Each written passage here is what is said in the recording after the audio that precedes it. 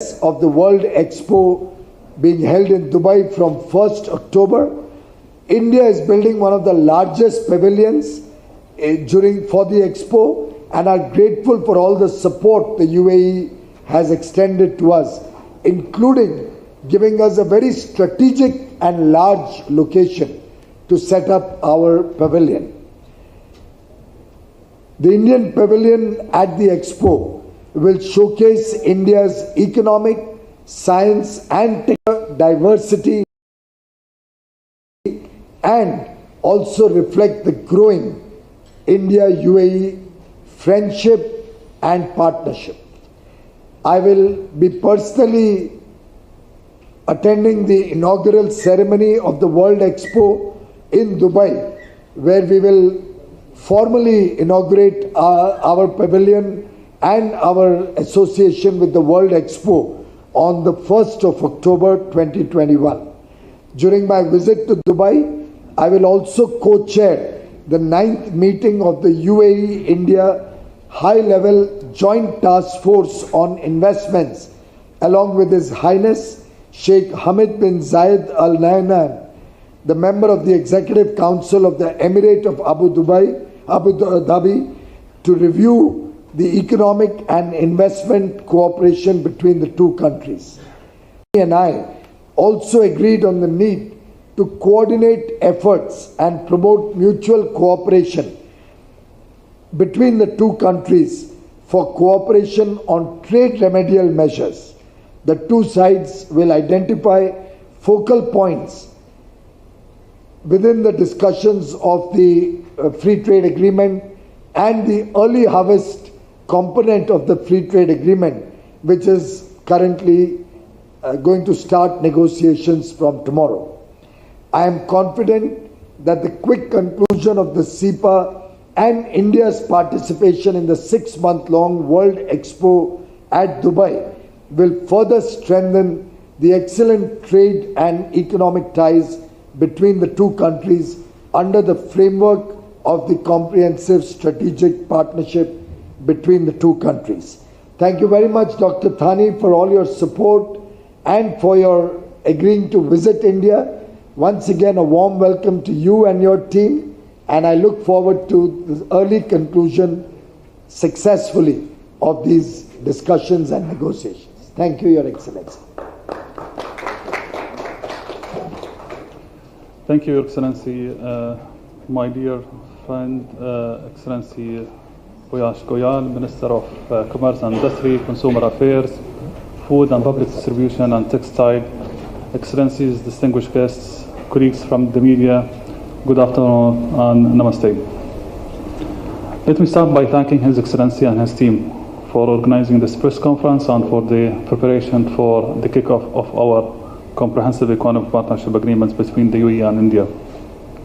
We're really excited to see and to kick off the work on this strategic agreement, which is going for sure to boost the current bilateral trade between both nations. And I do believe that such an agreement will support our nation's goal to create long-term, sustainable economic growth and deliver a wealth of new opportunities for our citizens and residents.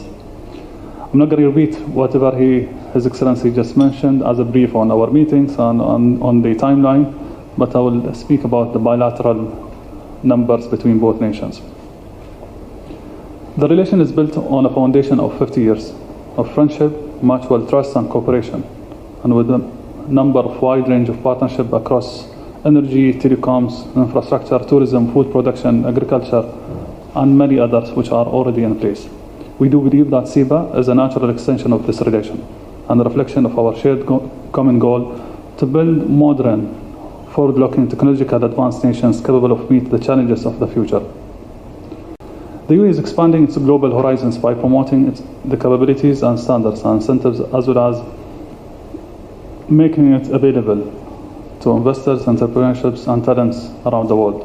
Over the past 5 decades, the UAE has worked hard to create competitive, business-friendly economy that is an attractive destination for global trade, a hub for multinational cooperation, and environment that empowers startups and entrepreneurs.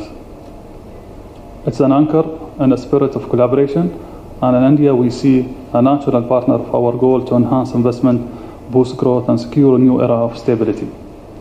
India is now the UAE second largest trading partner, accounting for 9% of the UAE total non-oil foreign trade and 13% of our non-oil exports. During the first half of 2021, the total volume of non-oil trade between the UAE and India reached $21 billion, which marks a welcome return to pre-pandemic levels. The past few years have been marked by a number of landmark projects between our nations. In June 2020, Mubadala invested $1.2 billion in Indian telecom provided geo platforms, while in 2019 a number of UAE entities committed $7 billion in India's food production agriculture sector. In return, India's Reliance recently announced an investment of $2 billion in Abu Dhabi's Ta'ziz industrial chemical zones. Furthermore, the UAE continues to recognize India as a vital strategic partner with a fifth of the world's population among one of the world's top economies by GDP. Deepening our collaboration in aviation is the key to greater connectivity between our two nations. In fact, both the UAE and India are a strong supporter of aviation industry. And at its peak, in pre-pandemic times, we were around 1,000 weekly flights between both countries. The financial contribution of our combined aviation industries, including Indian carrier and Emiratis carrier, contributes significantly to our respective economies. Indirectly, our aviation expertise contributes far more. Enhanced collaboration will create multiplier effects that drive increased trade and tourism, not just between our two markets, but outward to the world. So we discussed that topic as well, to open up the direct flights during the expo so we can have more accessibility to the business and Indian communities to the UAE, and as well the UAE to India.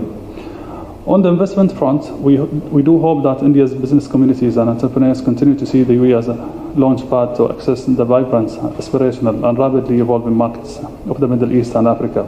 Our regulations have been designed to welcome enterprise and innovation, including the 100% ownership laws, efficient business setup procedures and long-term visa for investors, key professionals and high-achieving students.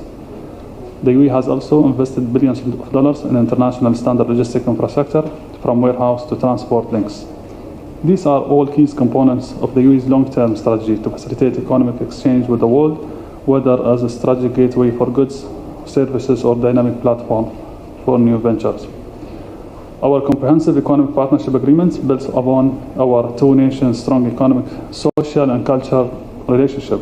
It lays a foundation for a more ambitious new era, in which we are able to attract investment and talents to the region, accelerate growth, and spur broad-based economy recovery. We believe this agreement will not only help achieve our mutual goals of boosting bilateral trade and increasing investment between our two nations, but also shape positive economic outcomes on unprecedented scale. I'm looking forward for this engagement, and I'm looking forward to explore more business opportunities here in India, and working closely with my dear friend, His Excellency Goyal. Thank you.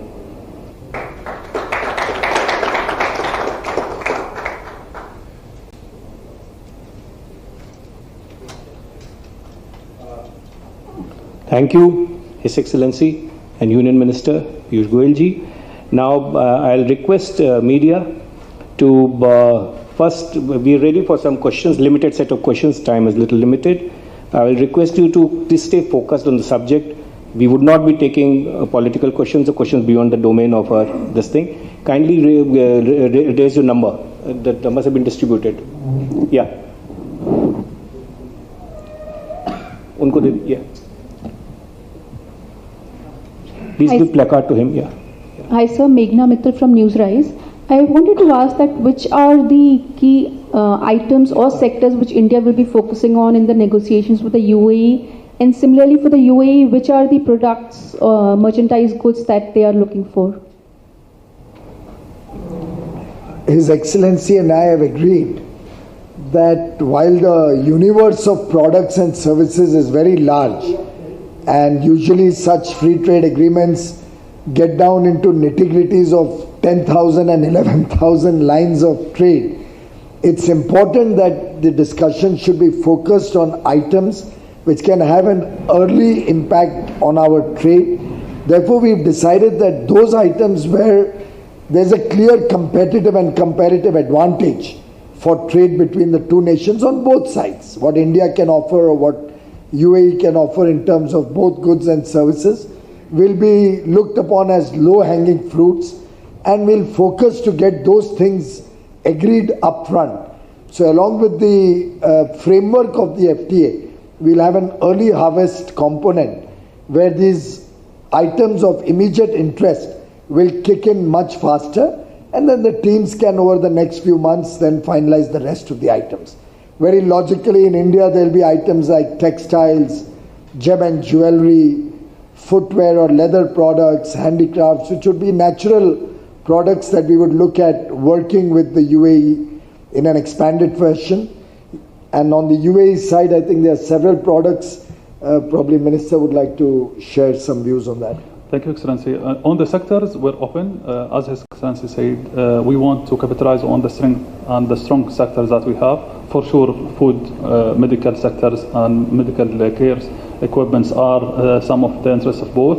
The advanced industrial sectors are very crucial as well. Pharmaceutical is coming along. Services, especially when it comes to financial system and fintech, is booming, so we would like to capitalize on this.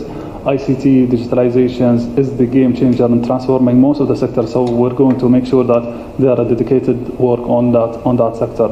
Space, which is the new sectors, for sure there will be so many discussion on that. Advanced science, so we're open. We want to complement each other. We see huge potential. We can explore and penetrate a bigger market together through these agreements. On products, His Excellency said the interest products from the Indian side. Beside whatever we want to ensure that the trade is going up quickly. But from our side as well, we're going to focus for sure on our petrochemical equipments, which is absolutely is the main equipments and byproducts in so many new industries. And plus, which is going to be debated and discussed during the negotiation for the upcoming 3 months. The spirit which we want to work on, that we're going to go beyond those barriers which are going to stop us. We want to make sure that we fulfill the timeline which we have